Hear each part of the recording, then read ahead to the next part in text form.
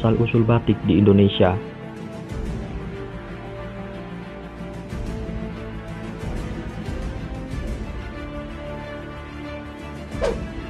Assalamualaikum warahmatullahi wabarakatuh.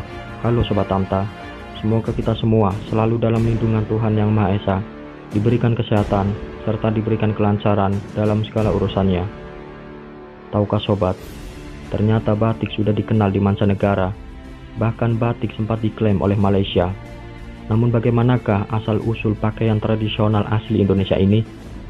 Sebelum melanjutkan videonya, mari sama-sama kita dukung channel ini dengan cara tekan tombol subscribe, like, komen, share, dan jangan lupa tekan tombol loncengnya agar tidak ketinggalan video-video yang menarik, informatif dari channel ini. Sejarah pembatikan di Indonesia berkaitan erat dengan perkembangan Kerajaan Majapahit dan penyebaran ajaran agama Islam di tanah Jawa. Dalam beberapa catatan, pengembangan batik banyak dilakukan pada masa-masa Kerajaan Mataram, kemudian pada masa Kerajaan Solo dan Yogyakarta. Jadi, kesenian batik ini di Indonesia telah dikenal sejak zaman Kerajaan Majapahit dan terus berkembang pada kerajaan dan raja-raja berikutnya. Adapun mulai meluasnya kesenian batik ini menjadi milik rakyat Indonesia dan khususnya suku Jawa ialah setelah akhir abad ke-18 atau awal abad ke-19. Batik yang dihasilkan ialah semuanya batik tulis sampai awal abad ke-20, dan batik cap dikenal baru setelah Perang Dunia Pertama selesai atau sekitar tahun 1920-an. Adapun kaitan dengan penyebaran ajaran agama Islam, banyak daerah-daerah pusat perbatikan di Jawa adalah daerah-daerah santri, dan kemudian batik menjadi alat perjuangan ekonomi oleh tokoh-tokoh perdagangan Muslim untuk melawan perekonomian Belanda. Kesenian batik adalah kesenian gambar di atas kain untuk pakaian yang menjadi salah satu kebudayaan keluarga raja-raja di Indonesia pada zaman dulu. Awalnya batik dikerjakan hanya terbatas dalam keraton saja, dan hasilnya untuk pakaian raja dan keluarga serta para pengikutnya. Oleh karena banyak dari pengikut raja yang tinggal di luar keraton, maka kesenian batik ini dibawa oleh mereka keluar keraton dan dikerjakan di tempatnya masing-masing.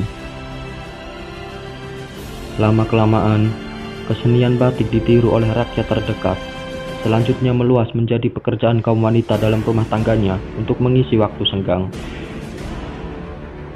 Batik yang tadinya hanya pakaian keluarga keraton, kemudian menjadi pakaian rakyat yang digemari, baik wanita maupun pria. Bahan kain putih yang dipergunakan waktu itu adalah hasil tenunan sendiri.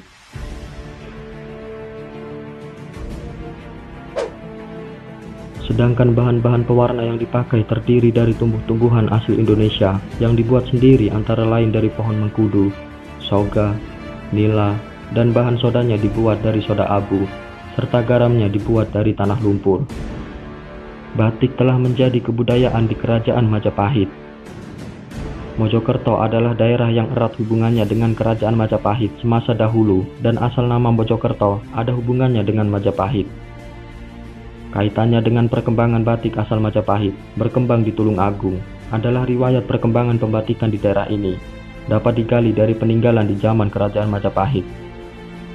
Pada waktu itu, daerah Tulungagung yang sebagian terdiri dari rawa-rawa dalam sejarah terkenal dengan nama daerah Ponorogo, yang pada saat berkembangnya Majapahit, daerah itu dikuasai oleh seorang yang bernama Adipati Kalang dan tidak mau tunduk kepada Kerajaan Majapahit. Diceritakan bahwa dalam aksi polisionil yang dilancarkan oleh Majapahit, Adipati Kalang tewas dalam pertempuran.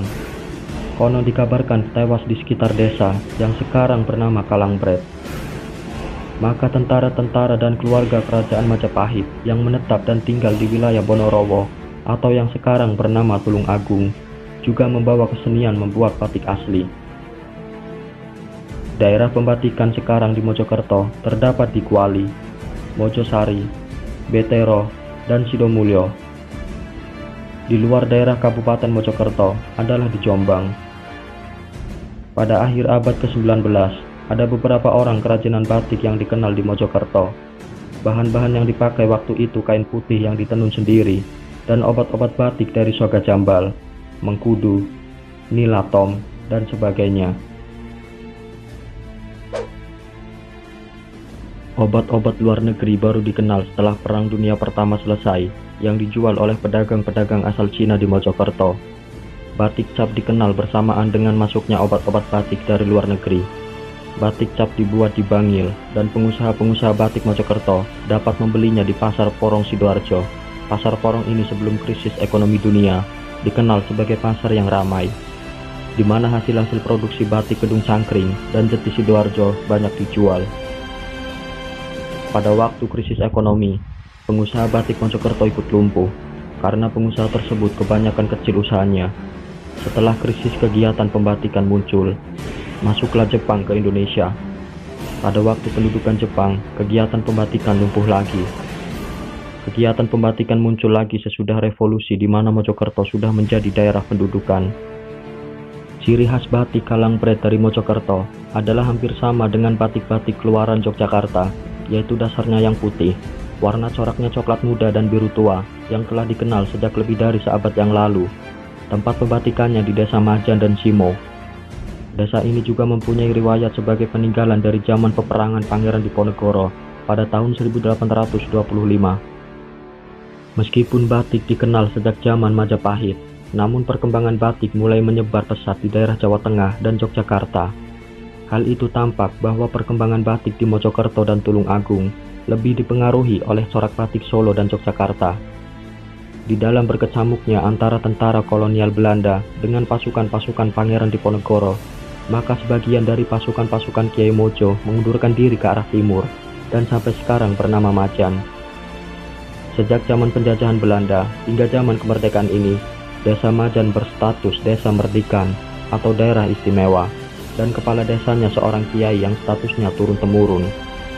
Pembuatan batik Majan ini merupakan naluri atau peninggalan dari seni membuat batik pada zaman perang Diponegoro. Demikianlah yang bisa kami sampaikan tentang sejarah batik di Indonesia. Semoga informasi ini bermanfaat dan menambah wawasan untuk kita semua. Terima kasih. Wassalamualaikum warahmatullahi wabarakatuh.